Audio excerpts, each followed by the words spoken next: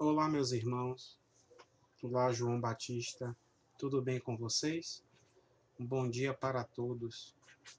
É com muita honra que a gente vai fazer essa exposição, esse bate-papo, o primeiro do ano meu aí na Casa Espírita, desejando a todos de antemão, né, um bom ano novo, né, para todos vocês, mas também que cada um de nós consiga superar os nossos obstáculos, né? Consigamos superar as nossas dificuldades. E nós hoje vamos falar de um tema bastante abrangente e bastante útil para nós, aprendizes do Evangelho, seguidores da doutrina espírita, né, espiritistas que somos, que é compreendendo a reforma íntima, uma questão de vontade. E é muito interessante, como eu falei, esse tema, porque ele diz respeito a gente compreender as bases da doutrina e nos entendermos. Mais do que tudo, é um grande progresso para todos nós, aqueles que procuram fazer a sua reforma íntima. Mas vamos lá. Vamos voltar um pouco na história. Vamos voltar a 400 anos, mais ou menos, antes de Cristo, lá na Grécia Antiga, com Sócrates, em que ele já vinha nos seus estudos filosóficos tentando se conhecer, tentando entender a vida. E ele dizia, uma das frases célebres dele era que só sei que nada sei. E em consulta, né, ao templo, né, o oráculo de Delfos, onde ficavam as pitonisas, né, aquelas mulheres da antiguidade que eram verdadeiras profetas, na entrada do oráculo de Delfos tinha a seguinte frase atribuída a Tales de Mileto: era conhece-te a ti mesmo. E é dito que Sócrates absorveu isso, né, a ponto dele não precisar ir mais ao oráculo para fazer questões acerca de sua vida. E ele levou a sua vida e passou aos seus discípulos, principalmente a Platão e a Xenofonte, as questões do que ditam o ritmo de que o segredo é o nosso autoconhecimento. Passado o tempo, 400 anos depois, vem o advento do nosso mestre Rabi da Galileia, Jesus Cristo. E ele, naqueles 3 anos, né, em que foi dedicados mais fortemente à divulgação, né, Jesus que veio transmitir os pensamentos de Deus para a humanidade, ele nos deixou bastante claro que o conhecimento de nós mesmos, que Sócrates já havia dito, ele deixou claro de que a gente só consegue esse conhecimento, a gente só consegue essa melhoria de nós mesmos através da plenitude do amor. Depois que nós cumprirmos todas as nossas tarefas evolutivas, meus irmãos, passo a passo, é o nosso objetivo maior, sermos perfeitos. Mas para isso nós precisamos fazer a prática do uso do bem, da justiça e do amor. Foi o evangelho de amor de Jesus que ele nos trouxe, a boa nova. E a gente também observa de que quase 2000 anos depois, né, 1857, o nosso codificador da doutrina espírita, Allan Kardec, ele, com o lançamento do Livro dos Espíritos, ele nos traz um alento, um bálsamo para aqueles que querem aprender, para aqueles que querem se conhecer, para aqueles, todos nós, os aprendizes, que queremos saber o que somos, de onde viemos, para onde vamos, qual o nosso objetivo aqui em vida. E o Livro dos Espíritos, na questão 919, em que Kardec pergunta ao Espírito de Verdade, e essa resposta é dada pelo Espírito de Santo Agostinho, ele nos pergunta qual é o meio para que a gente possa crescer, né, e ser arrebatado do mal. E Santo Agostinho repete que ele disse que um sábio da antiguidade nos disse: conhece-te a ti mesmo, referindo-se a Sócrates, né, 2200 anos antes.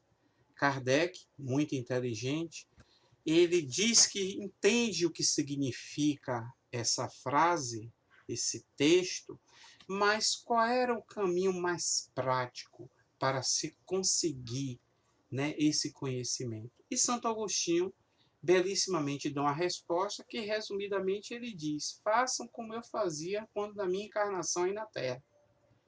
Que durante todo o dia, ao final do dia, ele fazia um resumo, ele perpassava tudo o que ele fez e ele via se durante as suas ações, suas atitudes, ele havia falhado ou ofendido alguém, ou reagido mal. E aí então ele procuraria no próximo dia reparar esse erro, a fim de que ele pudesse sempre, constantemente ao longo da sua vida, estar fazendo os reparos, né? Esse arrependimento e esse reparo. Não diferente do que Kardec fala no livro Céu e Inferno, que a conquista nossa para vencermos, né, aqueles erros que nós praticamos é o caminho justamente do arrependimento, da expiação e da reparação. Mas nós somos espíritas, temos um caminho a cumprir. Se sabemos que somos destinados a estar do lado de Deus, e sabemos que somos espíritos em busca da perfeição, não somos perfeitos ainda, e sim perfectíveis, então a gente vai entender, meus irmãos, de que nós somos hoje o retrato, o reflexo do que fomos no passado. Nós estamos colhendo o que semeamos lá atrás, em nossas vidas transatas. E ao mesmo tempo que estamos fazendo essa colheita, estamos plantando novamente para o nosso futuro. Logo, nós somos o resultado do que fizemos no passado, então somos a continuidade de nós mesmos. É interessante pensarmos assim, porque se a gente está destinado a essa perfeição, e o próprio Livro dos Espíritos nos diz que isso está lá na lei de justiça, né, de amor, caridade e a lei do trabalho, a gente começa a entender que para nós conseguirmos esta perfeição, para nós conseguirmos essa felicidade plena, existem algumas instituições, existem algumas obrigações que nós temos que fazer para com Deus, nosso Pai, todo misericordioso, a fim de que a gente possa alçar cada vez mais os degraus da escada que nos conduzem aos céus, a famosa escada de Jacó que é tratada lá no Antigo Testamento. E aí a gente vai vendo que o primeiro de tudo para a gente fazer esta reforma íntima é entender o termo reforma íntima. O porquê da reforma íntima? A gente vai poder fazer uma analogia de que muitas vezes a gente tem na casa, ou na nossa sala, ou no trabalho, algo em que a gente está querendo organizar, que a gente está querendo deixar mais belo. E aí vamos e fazemos uma reforma. Essa reforma ela tem um planejamento, não é verdade? Eu vou fazer a tinta de tal cor, eu vou trocar o sofá assim, eu vou fazer essa cadeira assado, e aí a gente vai montando, disciplinando um projeto em que a gente até imagina como vai ficar aquele ambiente depois da reforma. Imaginemos nós, espíritos encarnados, almas, né? Como diz Kardec, nós nos denominamos no Livro dos Espíritos, em que a gente procura, encarnado, estarmos desenvolvendo o nosso ser, o nosso espírito, a fim de que possamos progredir. E temos uma coisa, meus irmãos, todos nós ainda somos imperfeitos. Estamos num planeta de provas e expiações, em transição para o mundo de regeneração, onde fazer o mal ou se submeter a ele é mais fácil ainda do que fazer o bem de pronto. Como diz o André Luiz, né? Nós devemos ter a prática do bem, né, como algo espontâneo. E nós ainda necessitamos, muitas vezes, e na maioria das vezes, nos obrigarmos a fazer o bem, por imposição, a fim de que possamos daí adquirirmos o hábito de fazermos o bem e depois alcançarmos o estado de ser já algo espontâneo.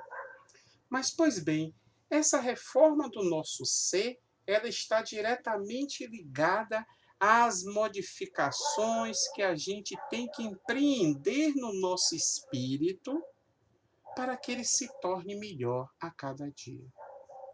E nós encarnamos, maioria de nós com planejamento reencarnatório ou com uma determinação das entidades espirituais para a nossa reencarnação, e temos que, aqui enquanto encarnados, procurarmos desenvolver esse planejamento, levar ele ao fim, a termo, e também nos melhorarmos. E aí voltamos ao Mestre Jesus, que o caminho é o amor. O caminho está no maior mandamento, o amar a Deus sobre todas as coisas e ao próximo como a nós mesmos. Se esse caminho é o caminho do amor, isso já está escrito. É aí que a gente sabe quem efetivamente nós somos. Filhos de Deus, filho do amor. Trazemos o amor dentro de nós, essa centelha divina. E que só precisamos o quê? Colocar em prática. Como o próprio Mestre Jesus pediu e nos disse que brilhássemos a nossa luz. Brilhe a vossa luz. Ele nos disse que nós tínhamos uma luz. Não era para nós pegarmos emprestado, tirarmos de outro, mas é a luz que nós trazemos dentro de nós. E mais, Kardec pergunta qual é o nosso modelo e guia ao Espírito de verdade, e ele dá uma resposta direta: vede Jesus. E o próprio Mestre Jesus nos disse que ele era o caminho, a verdade e a vida. E mais, ele nos disse que no mundo a gente teria aflições, mas que nós tivéssemos bom ânimo, nos tornássemos fortes, porque ele venceu o mundo.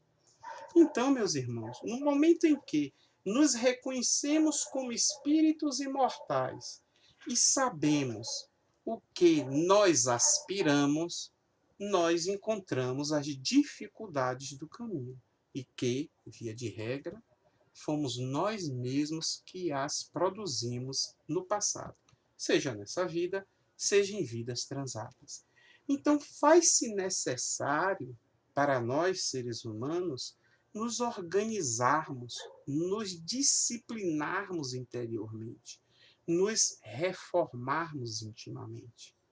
O que podemos substituir o termo pela nossa transformação moral. E aí é que começa o entendimento do que efetivamente nós queremos. Daí porque podemos afirmar com plena certeza de que sem o conhecimento de nós mesmos não existe reforma íntima, não existe transformação moral. Não podemos, meus irmãos, botar o carro na frente dos bois, como fala o brocado popular. Nós temos que aprender, temos que desenvolver esse autoconhecimento. A veneranda Joana de Ângeles, lá no livro No Autodescobrimento, da série psicológica, ela já nos convida e enfatiza de que sem essa autoiluminação nós não conseguiremos alçar esse voo para dentro de nós mesmos. E aí a gente começa então a entender que existem passos a serem dados, vamos dizer assim, por nós, a fim de que a gente possa, sem traumas, sem muitas dificuldades, sem muitos retrocessos, fazermos essa autodisciplina, essa autoiluminação. Até porque o termo autodescobrimento, pelo próprio nome, já está dizendo.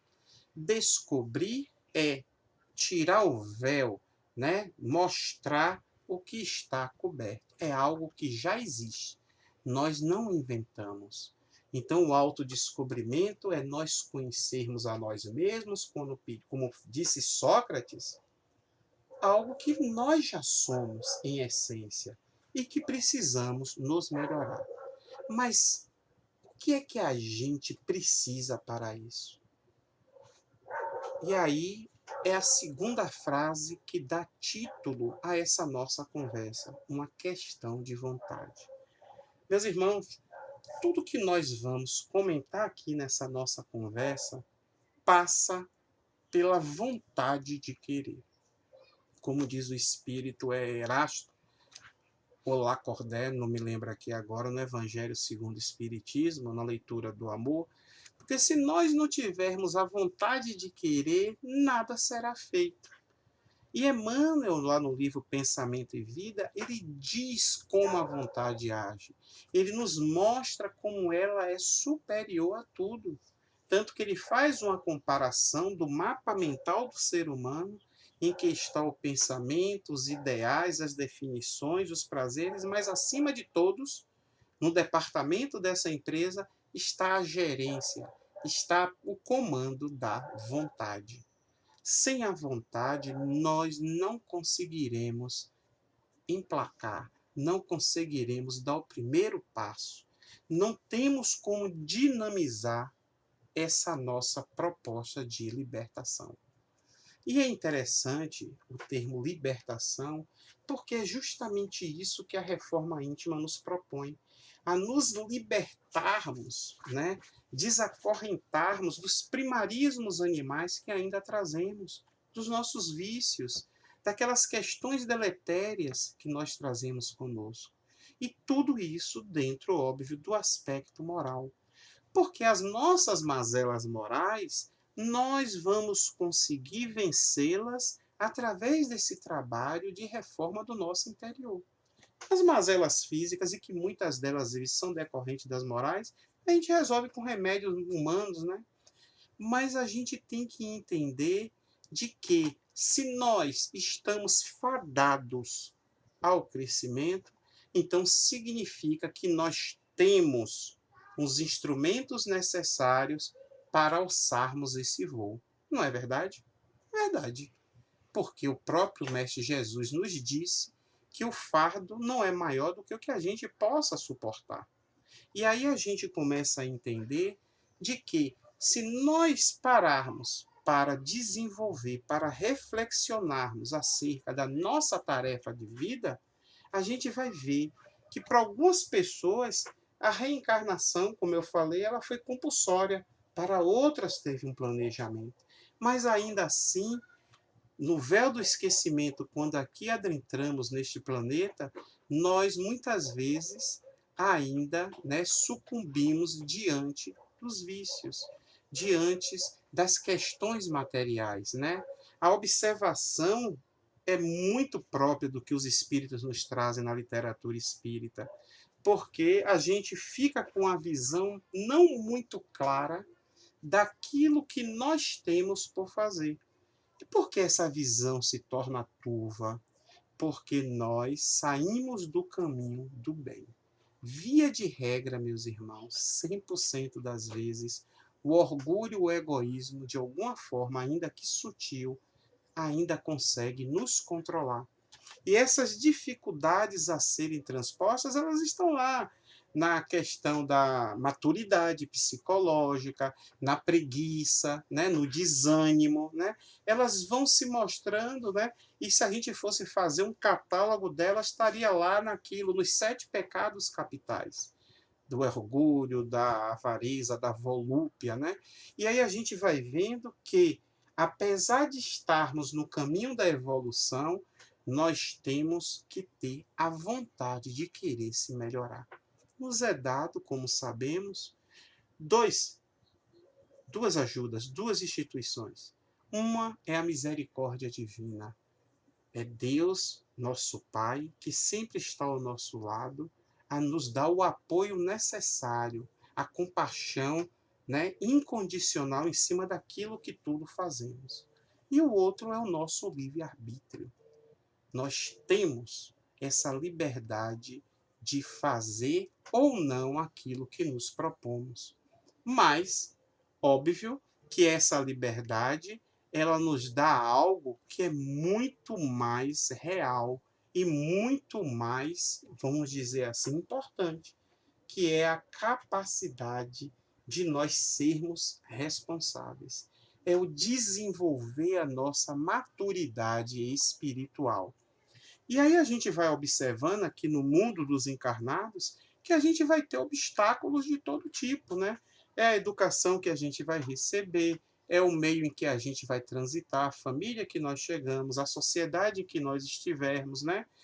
A religião que nós vamos professar, e aquelas questões das amizades e, por fim, também aquela bagagem das nossas imperfeições que nós trazemos porque foi conquistada ao longo das existências passadas e que nós temos que trabalhá-las, nós temos que lapidá-las, nós temos que fazê-las se tornar de vícios em virtudes.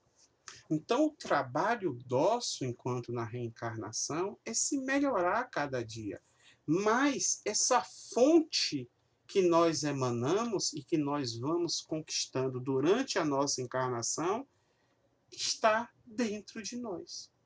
Então, o conhecimento, a vontade, o reino dos céus está dentro de nós. Mas quem nos controla? E quem nos julga? Está lá no Livro dos Espíritos, a nossa consciência. Meus irmãos, quantas vezes podemos fazer algo que perante a justiça dos homens nós estamos indemnes, nós estamos ilesos, nós não fizemos nada demais. Quantas vezes nós fazemos algo de errado e que ninguém viu e que tomou um outro rumo, uma outra direção, aquele assunto, mas nós intimamente sabemos que erramos. É a nossa consciência. Então, no dia a dia, nós, através dessa vinculação energética que nós traduzimos, né? Dissociamos constantemente entre nós e as pessoas do nosso convívio, mais a nossa bagagem espiritual. Nós precisamos que esse somatório, essa força resultante de energias, ela seja positiva.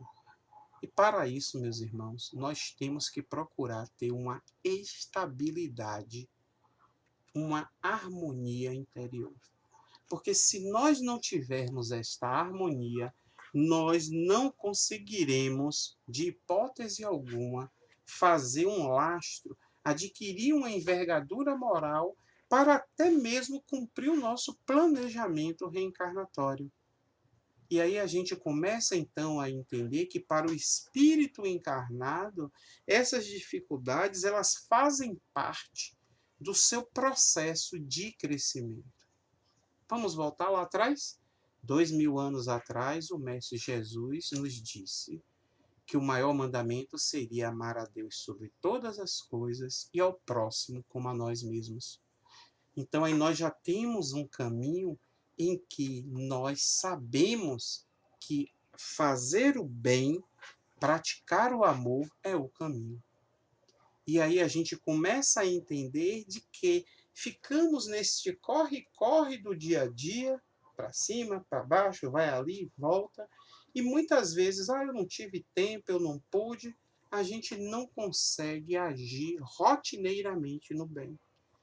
E quando eu falo isso, eu não estou dizendo que devamos ser, como dizia antigamente, coroinhas, tudo orar, ficar em penitência. Não é isso. É nós sermos, como diz Emmanuel lá em Fonte Viva, nós temos que ser proativos no bem. Porque, além disso ser melhor, em primeira parte, para nós mesmos, também para as pessoas que estão em nossa volta. E aí a gente começa a entender que essa proatividade no bem é que vai levar-nos às mudanças, às transformações. Quantas vezes, meus irmãos, sabemos ser mais fácil jogar um papel de uma bala, né, de um chiclete na rua, do que guardar no bolso e esperar encontrar uma lixeira. Porque nós, muitas vezes, agimos, né, ou melhor, reagimos em vez de agir no bem. Né? E esse mal, ele é aquele que está enraizado ainda dentro de nós e que está ali disponível para, naqueles momentos propícios, nós deflagrarmos eles. Né? O velho ditado, eu dou um boi para não entrar numa briga e uma boiada para não sair. Então, nós temos que nos conhecer. Nós sabemos exatamente como agimos, como somos. Mas, Wagner, e se eu não souber? Qual é o primeiro passo? O primeiro passo é o passo da prece, é o passo da oração. É pedirmos a Deus que nos auxilie nesse processo, que Ele, com certeza, e já está disponibilizado desde quando nascemos, os benfeitores espirituais que irão nos auxiliar nesse trabalho. E essa vontade nossa de querer se modificar, ela vai nos levar a meditarmos, a pensarmos. Sabe, o se olhar no espelho e começarmos a falar conosco mesmo sobre quem nós somos, o que queremos, mas não aquele que está na frente do espelho, aquela imagem diante de nós, mas aquilo que está por dentro da imagem. É o verdadeiro eu nosso. E muitas vezes é triste, muitas vezes é algo que nos traz melancolia, tristeza, descobrirmos que nós não somos anjos. E não somos. Descobrirmos que não somos a melhor das pessoas. E atribuirmos muitas coisas, projetarmos no outro esse fato. Certo é, meus irmãos? Existe algo neste ponto do início da reforma íntima que nós devemos ter, que é a primeira virtude. E qual é a primeira virtude? A humildade. Nós devemos ser humildes, como Jesus nos mostrou quando veio aqui no nosso planeta. Ele é um espírito crístico e nasceu numa manjedoura, fugindo, né, na época do recenseamento, fugindo de Herodes, no meio de animais, e aconteceu de que ele, estando nisso, ele que não necessitava reencarnar, veio para nos ensinar. Nós precisamos ser humildes, e aquilo que nós começamos nesse processo de autodescoberta, através da prece, da leitura edificante, nós vamos vendo quanto precisamos ainda nos desentortar, como diz o brocado popular. Mas existe algo, meus irmãos, que a gente tem que ter, que é coragem. Porque uma vez que a gente bota o passo, dá o primeiro passo para esse trabalho, essa vontade, ela tem que estar lastreada na prece. Porque é muito fácil desistir. É muito fácil quando a gente começa a se reconhecer quem nós somos, da gente querer cair fora, da gente querer desistir. Porque para alguns vai trazer angústia, tristeza, medo, culpa. E a culpa exerce uma grande parcela nesse processo de autodescobrimento, de autoiluminação. Quantos de nós trazemos culpa por algo e que não conseguimos ainda resolver? E a culpa, e aliás Joana de Ângeles, né, ela nos mostra que a gente tem que substituir essa questão da culpa por responsabilidade. Porque a culpa, o próprio termo, encerra, né, uma responsabilidade por um dano, por algo muito danoso que foi feito a outrem e que não tem recurso de melhoria.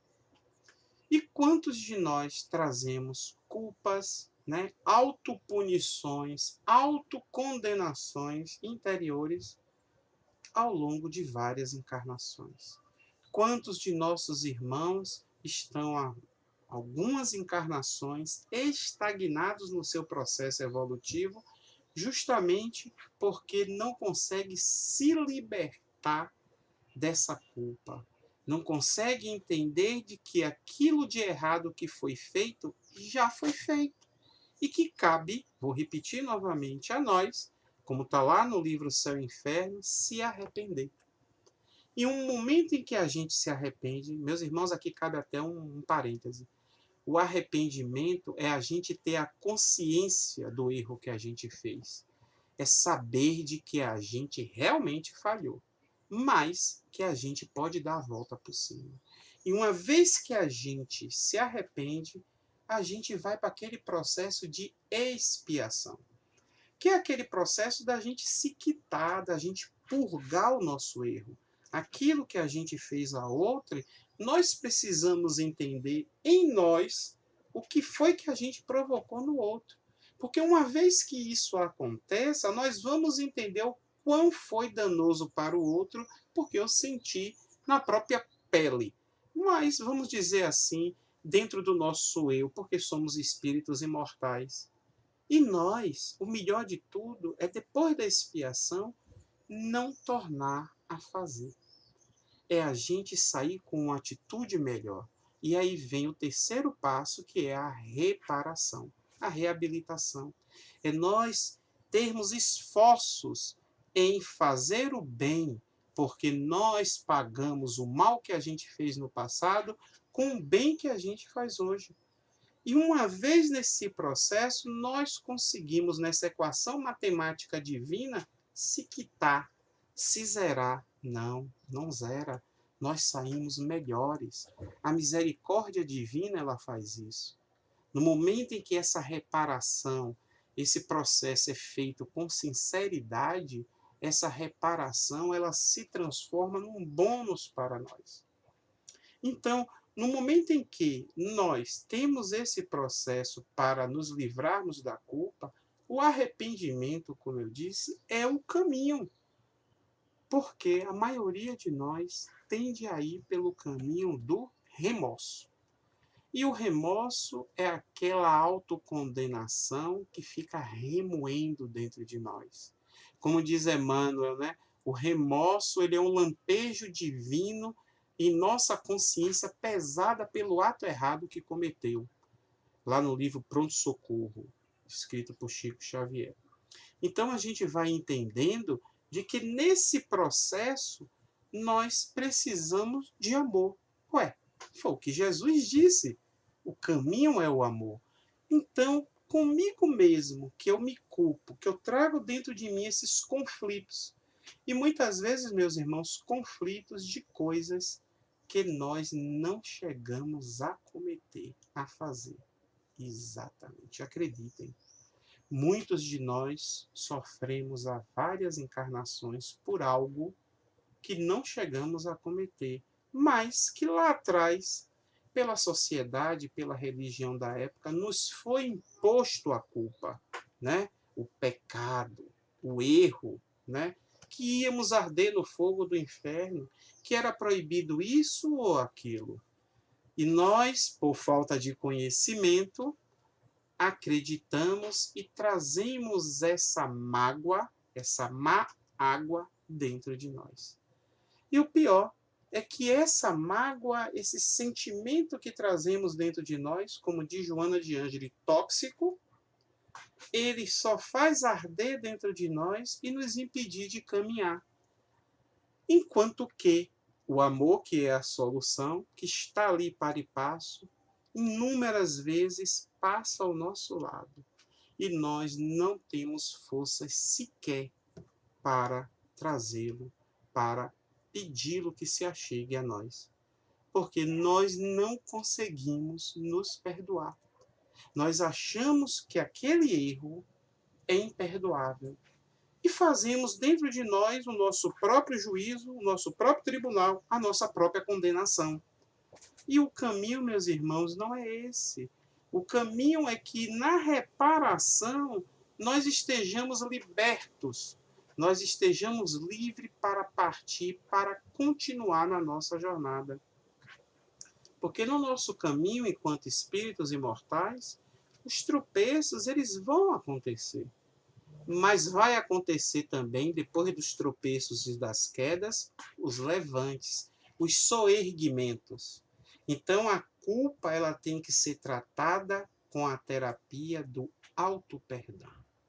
Uma vez em que eu entenda, em que eu compreenda, através da leitura edificante, das preces, e com o apoio do atendimento fraterno, com o apoio da medicina dos homens, da psiquiatria, da psicologia, a gente vai vendo que a gente consegue se libertar e partir para abrirmos aquela outra porta dentro de nossas mentes que conduz a nós mesmos.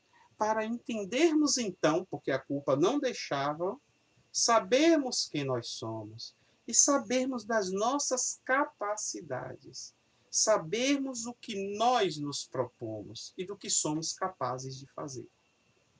Uma vez feito isso, nós temos um passo dado para a reforma da nossa casa interior. Porque agora a gente já conhece a casa interior. Agora eu já sei o que é que eu tenho que fazer. Então, é evitar esforços para, juntamente com o auxílio de outros, como eu disse, casa espírita ou a religião que professemos, né? As pessoas familiares, a medicina, nós irmos gradualmente fazendo esse trabalho de harmonização, de iluminação do nosso eu. Se a gente for voltar de novo a comparar com a construção, uma reforma de uma construção, essa autoiluminação é a chegada do novo sistema elétrico, é a troca da fiação. Olhe, hoje a sala já tem luz. Amanhã eu vou trabalhar para ver se já faço a ligação para os quartos, daí para a cozinha. E quando nós nos deparamos, a edificação toda está iluminada. É isso que propõe, é isso que Kardec fala da nossa transformação moral, a nossa reforma íntima.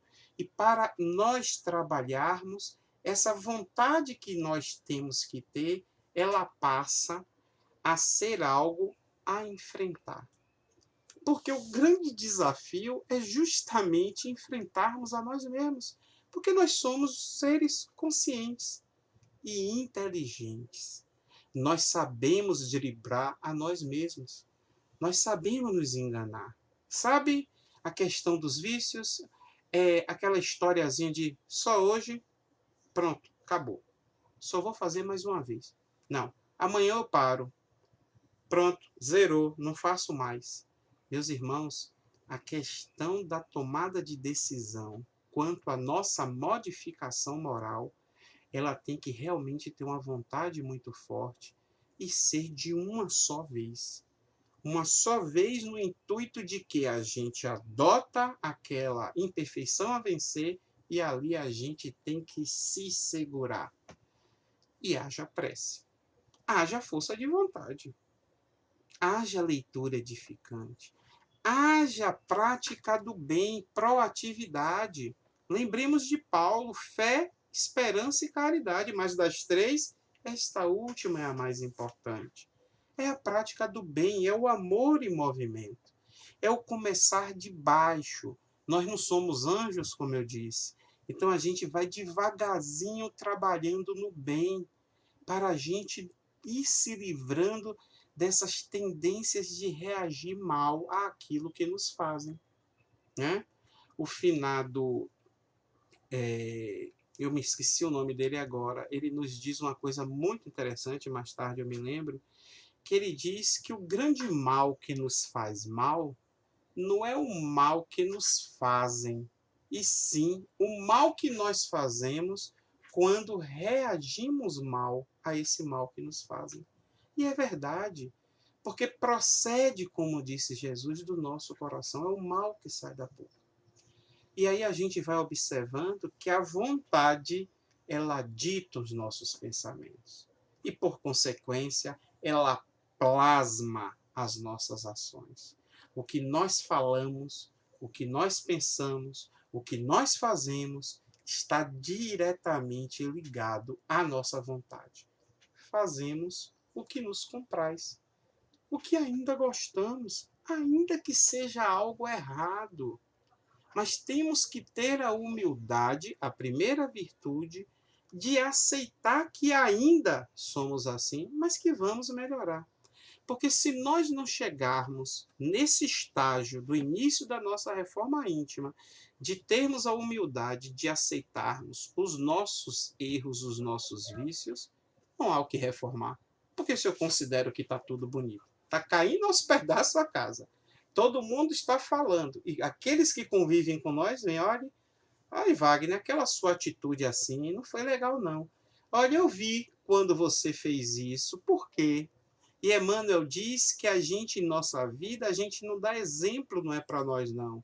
A gente está ali, mas outros nos observam. Aliás, no livro Vida Feliz, tem um texto que também Joana de Ângeles nos fala isso. Porque nós somos exemplo para os outros, naquilo que fazemos, naquilo que nós conduzimos, na maneira pela qual a gente age. E outros, meus irmãos, nos imitam. E imagine se imitam algo de errado e que causa um transtorno maior, uma desavença, uma desgraça maior. Temos uma vinculação energética com a atitude dessa pessoa. Então, a reforma íntima, ela está sendo processada dentro de nós, mas apesar de ser íntima, todos no nosso entorno serão beneficiados, principalmente aqueles que não gostam de nós, aqueles que acham que nós não somos as melhores pessoas do mundo. E para isso, eles precisam, para mudar o pensamento deles e até eles se modificarem, eles verem essa nossa transformação. Daí porque a transformação do mundo, ela não é global ao mesmo tempo de todos, ela é individual, cada um com suas reformas íntimas, cada um com seus trabalhos a fazer. Porque a nossa mente, ela é racional. Cada um de nós tem uma maneira de pensar segundo o nosso conceito, segundo o nosso nível intelectual, mas, sobretudo, segundo o nosso nível, a nossa conduta moral. Então, muitas vezes, não dá para ensinarmos, né, a uma criança do 5º ano um assunto do ensino médio. Ela não vai conseguir absorver. Então, para nós, o estudo constante e de baixo das pequenas atitudes do dia a dia, do bom dia, boa tarde, boa noite, por favor, com licença, obrigado, são as atitudes que são elas que vão nos fazer crescer e vão fortalecer essa nossa raiz que estamos desenvolvendo dentro do amor, a raiz que estamos desenvolvendo para conduzir a seiva das virtudes de Deus que nós vamos receber. Então, a gente tem que começar a entender de que é vital, meus irmãos, que a gente se proponha a essa reforma. Os instrumentos nós já temos. E que façamos, eu dei o primeiro passo, qual é o segundo passo? A gente pode pensar literalmente em anotar o que nós fazemos durante o dia. Para que a gente não desperdice o nosso dia, a gente vai anotar aquilo que aconteceu, aquelas lições, especialmente as questões que envolvem dor e sofrimento. Porque quem somos nós, se não os anjos caídos? Os aflitos, ao que Jesus no Sermão da Montanha falou, bem-aventurados os aflitos, pois eles serão consolados. Nós queremos consolo, Senhor. Mas o consolo passa por a gente ser humilde e aceitar que nós somos os criadores das nossas próprias imperfeições. Uma vez que a gente aceitou isso, um mundo se abre diante de nós. Porque uma vez que a gente aceitou de que nós temos esta responsabilidade, cabe a nós esse reparo. E a gente, meus irmãos, vai continuar nesse trabalho, mas a gente tem que entender que não é uma cura milagrosa isso. E também, tampouco se começa numa encarnação, às vezes ultrapassa a outra, mas é um trabalho contínuo. Porque não é uma cura milagrosa, como eu disse. As recaídas elas vão ser inevitáveis. Mas a gente tem que proceder tal qual Paulo fala lá em Hebreus, no capítulo 12, versículo 12. Portanto, né, levantai suas mãos cansadas e os joelhos desconjuntados. Arregaça as mangas, se reergue de novo e parte para frente. Porque uma coisa, um passo já foi dado. A vontade de querer se transformar. A vontade de querermos sermos melhores.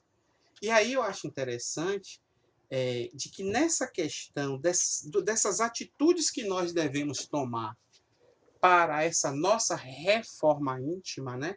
E que eu costumo dizer que é para o nosso recomeço, essa renovação interior, a gente tem passos a seguir, muitos. E nessas nossas pesquisas tem lá de Chico Xavier aqueles 20 passos, né, o caminho para a reforma íntima. E que eu vou aqui passar para vocês, vocês vão me permitir fazer a leitura, de quais são esses 20 passos para a reforma íntima, e no final a gente vai chegar a uma conclusão bastante lógica. Então, o primeiro passo que Chico nos diz é executar alegremente as nossas próprias obrigações. Sejamos alegres, aceitemo-nos como nós somos. Sejamos gratos a Deus pelo dom da vida. Ele nos diz para a gente silenciar diante das ofensas. Essa é difícil, né?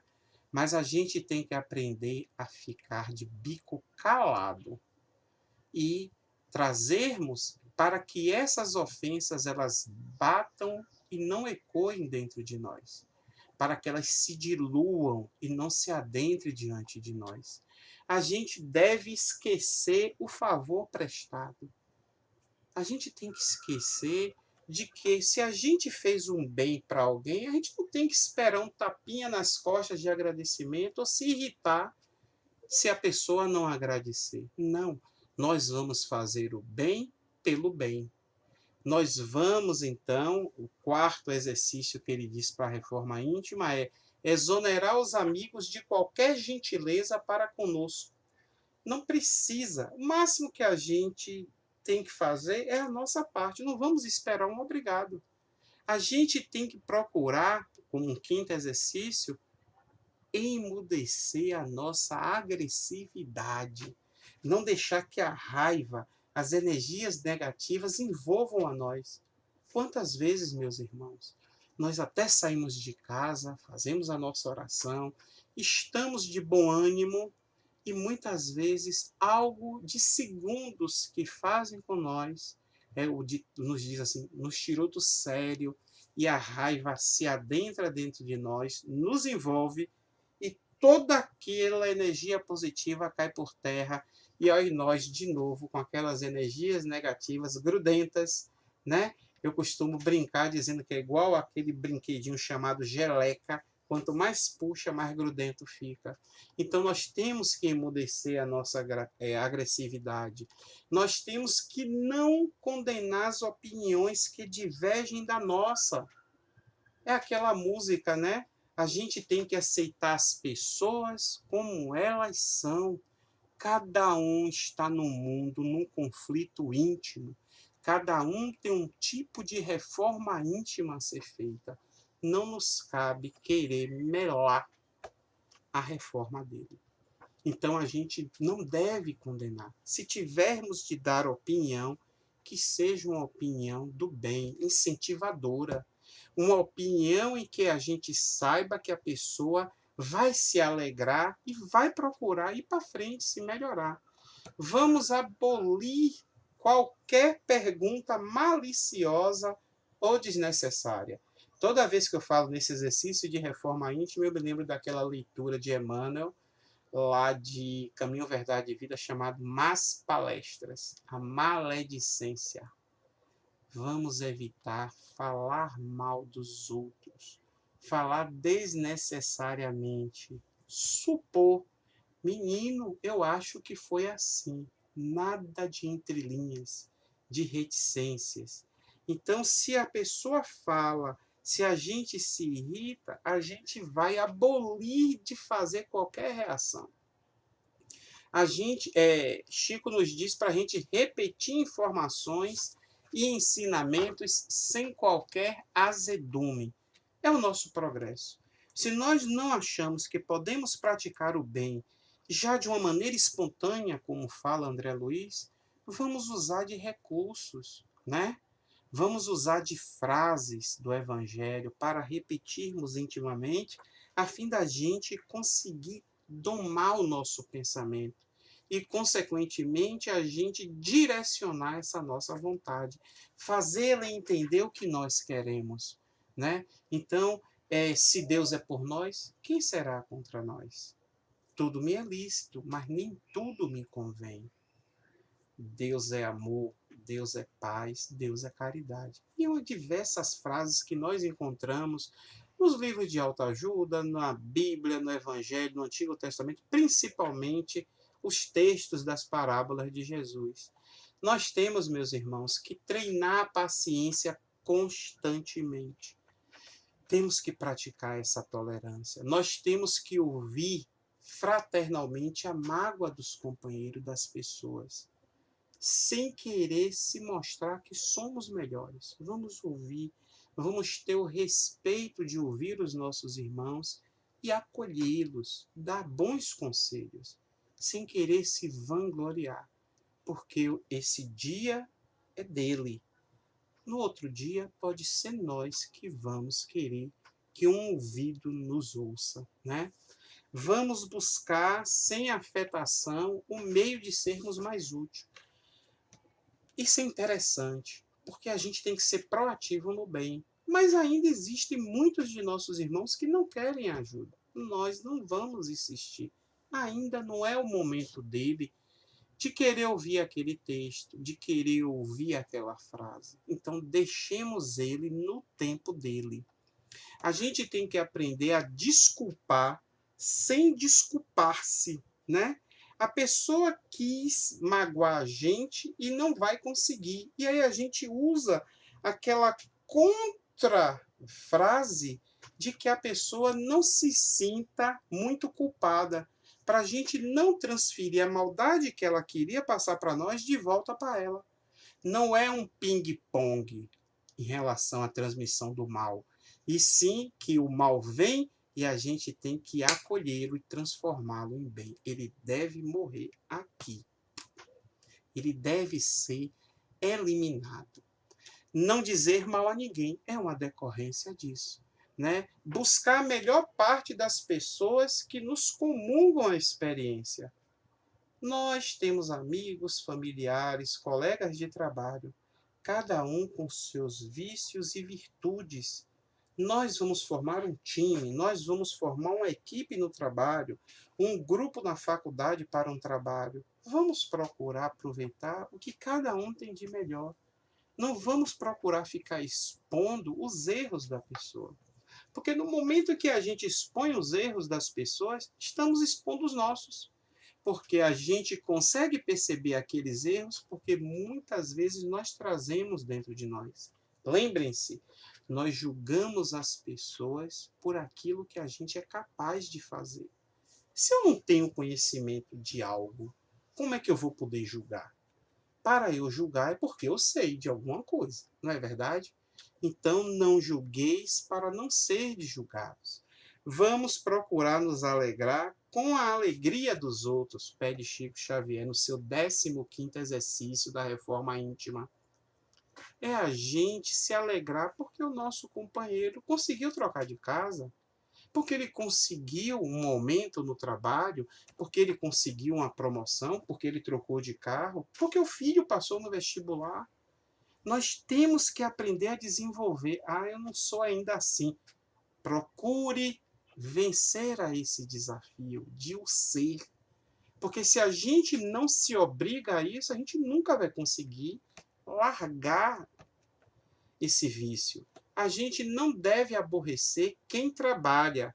Se você quer ajudar, também não atrapalhe. Seja suave.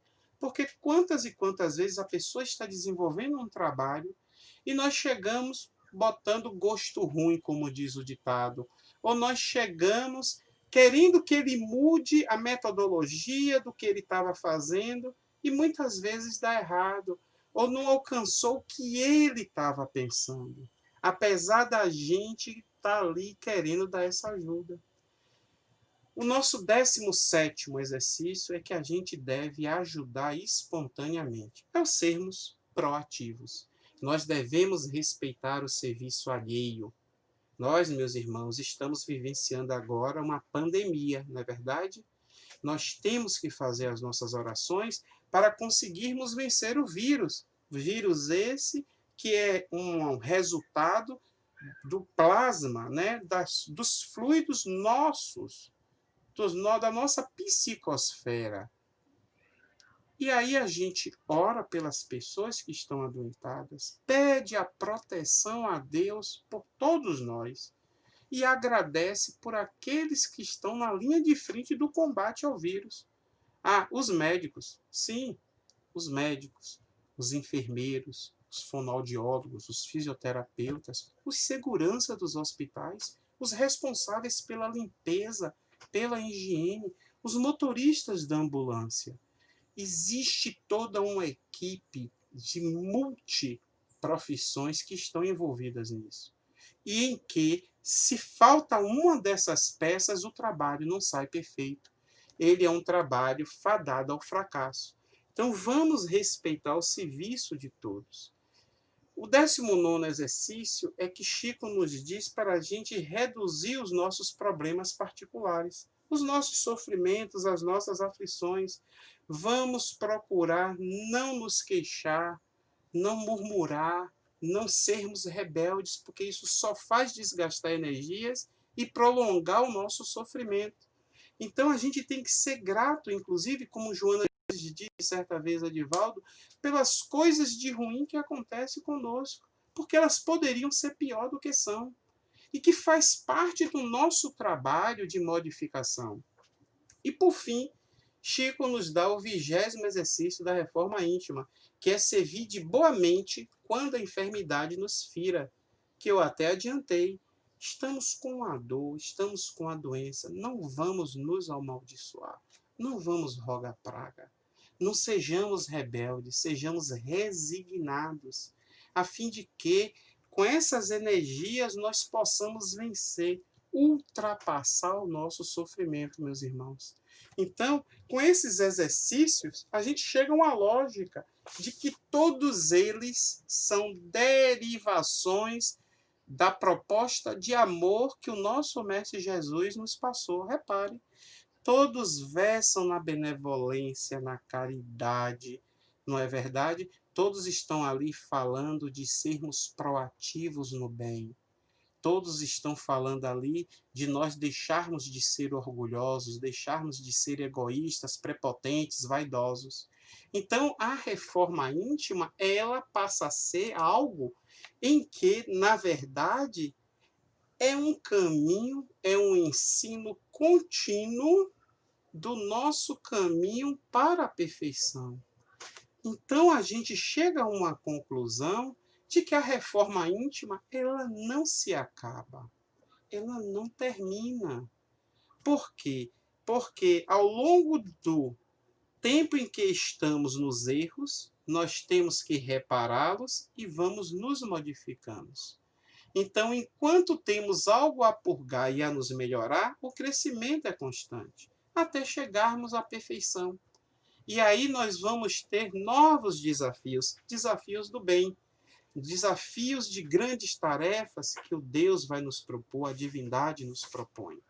Então, meus irmãos, a questão da gente internalizar a reforma íntima, ela é uma questão urgente. Ela é uma questão para ontem. Quantos de nós sofremos? Quantos de nós passam por dificuldades, por conflitos? Nós temos o livro Vidas Vazias, o penúltimo lançamento de Divaldo Franco, com Joana de Ângeles, em que nos mostra quantos de nós temos esse sentimento de vácuo dentro de nós por não estarmos ainda praticando esse amor. Nós tentamos, e nessa sociedade, querer preencher esse vazio com as questões materiais, com as questões daquilo que a sociedade nos oferece, com o consumismo, com o individualismo, né, com o sexismo, e nós vamos tentando, vamos procurando, mas não preenche. E aí é aquela frase, a gente está sedento, mas só consegue água salgada para a gente tomar. Então, à medida em que a gente se enfronha nesse materialismo, nessas questões vis, nós aumentamos a nossa sede, que é a sede de amor. Nós precisamos entender, nós precisamos aceitar que a nossa reforma, ela é urgente, ela é emergencial, e que com a vontade, com a benevolência, a misericórdia de Deus nosso Pai, e com o apoio dos nossos benfeitores espirituais, a começar do nosso guia espiritual, do nosso anjo da guarda, o nosso espírito protetor, o caminho a trilhar é longo. A jornada é complexa, é árdua, mas nós vamos vencer. Por quê? Para Deus, nada é impossível. E para aqueles que têm fé, não existem pontes, para aqueles que têm fé, não existem montanhas que não possam ser transpostas. A questão, meus irmãos, está justamente nessa vontade. Primeiro de tudo, vamos colar com Deus, vamos colar com Jesus, que tudo dará certo. Na verdade, já deu certo. Fiquem em paz, Jesus que abençoe vocês. Novamente, feliz ano novo a todos, Deus que nos abençoe. Um abraço.